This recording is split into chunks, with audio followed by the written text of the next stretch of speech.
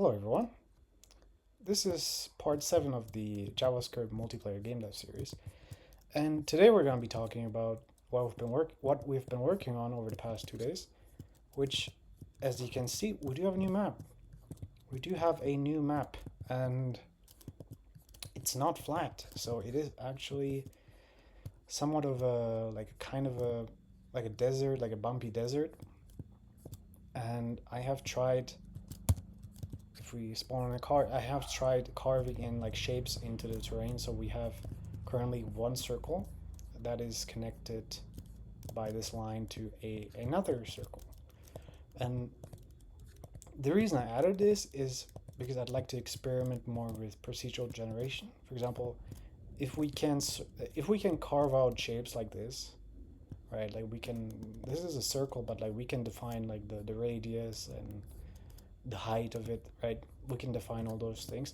If we can do that, it means that we can kind of place, I guess, buildings or place objects on the terrain, right?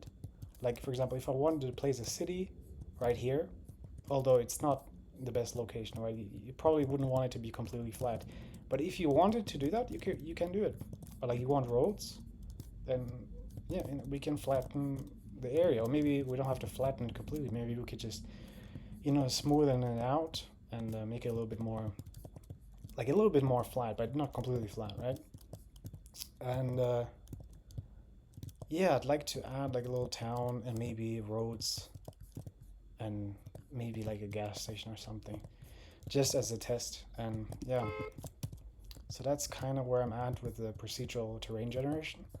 I've also added the honking sound, which I think is pretty funny, and the chat. So as you can see in the left, not the corner, but the left side of the screen, you can see hello YouTube, and it does work. Like if I open it under client and type in something in here, hello YouTube, or hello to you too, it does sync up properly. It does correctly sync up.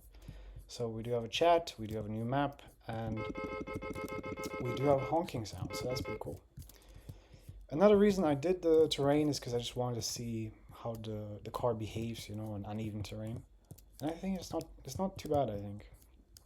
I think it might, like, visually it might not be the best because like the wheels are like going inside the car body, but functionally I think the suspension is holding up pretty well. So yeah, I'll be working on like procedural generation more, and I hope we'll have something interesting to show for part 8. So see you guys then. By the way, if you'd like to check out the game, you can do so on cubegame.com.